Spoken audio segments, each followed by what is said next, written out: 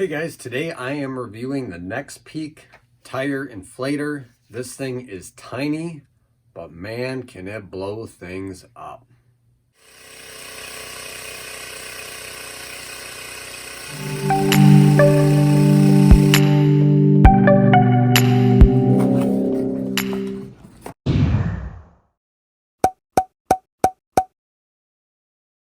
So with the Nexpeak, plugging it in here, you actually do have a plastic outer shell with rubber buttons. That's what it looks like when it's charging. The top, back, and bottom have vent holes. There's a little cover for the batteries, which are removable and replaceable. So it might be an option if you're someone that thinks you'll utilize the full battery capacity and then some, to get some replacement batteries, just in case.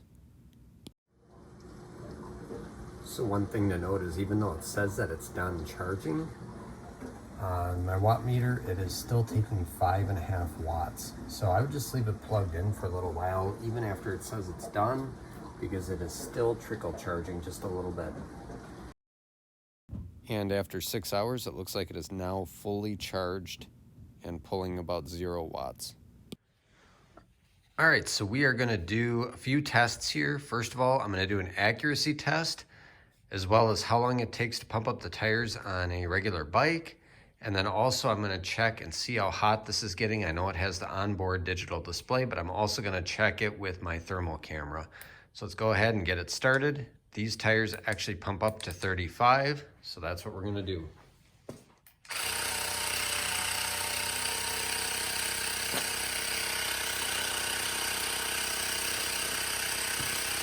So it's starting off at 18 degrees Celsius, and you can probably hear me pretty well because this compressor is not that loud. And it's pumping up very quickly.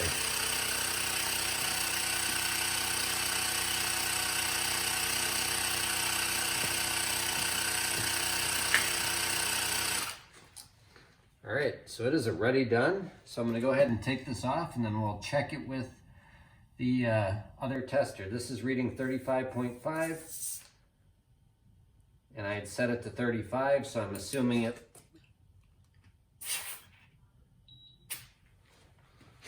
So you can tell it is pretty accurate. So this is reading 34 and that was reading 35. And it did let a little air out when I tried to test it with this, so I would say it's very accurate. It's right in the wheelhouse, probably within a half pound. All right, so just for kicks, this is saying it's 28 degrees Celsius.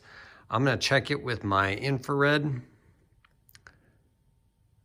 I am getting 78 degrees Fahrenheit, 77. So we'll say 78, if you can see that. 82. So I will check that conversion and see how close that is. But one thing I would like to say that I am fairly impressed with, typically I like those quick disconnects, and I still do, because I found in the past with some of these that twist on, sometimes you lose a lot of air trying to get these, on and off. This one, for some reason, I really am not losing a lot of air between, tightening and loosening. So it seems to be a pretty effective system. All right, so we just pumped up the tires on 3 bikes that were all really low.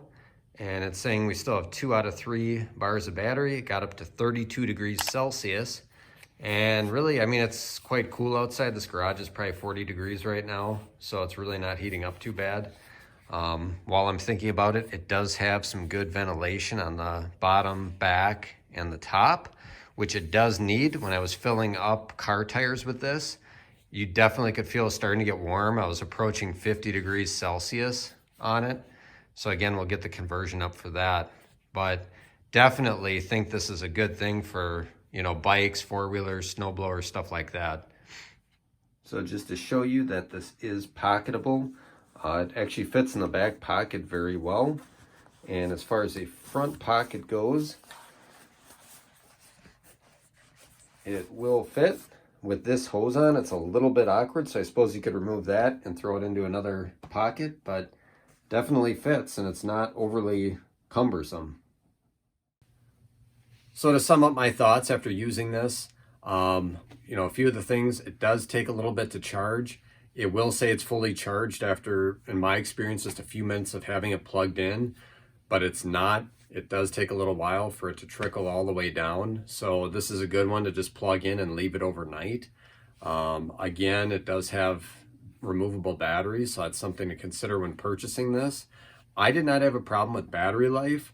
I also didn't push it as hard as some may want to.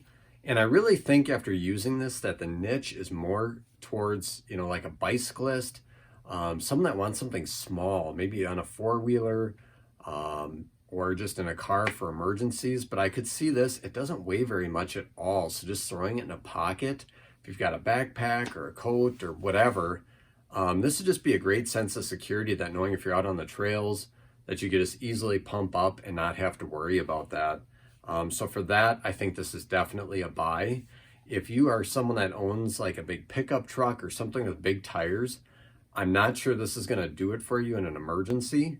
It does tend to heat up. It's a max runtime of 10 minutes, I believe, before it'll shut off. And it does have that built-in battery gauge, which is nice. But I think for a pickup truck, it'd be more for like a top up than really a flat tire pumped all the way up. So overall, very, very impressed with this. I do wish this length was a little bit longer, but that may have something to do with the small size of this unit itself. It may not have that power to go through a longer hose. Also, typically not a fan of these screw-on type valve stem connections, but this one seems to work very well without losing a lot of air. But it is something to consider, that it is a screw-on connection. And it does have the other adapters for balloons and blow-up mattresses and all that. However, you cannot store them anywhere on the unit itself, but it does go into the pouch with the baggie, and everything is self-enclosed that way. So yeah, why don't you go check it out? It's pretty inexpensive. I'll put a link down below to the Amazon page for this. And I appreciate you watching this, and we'll see you in the next video. Bye.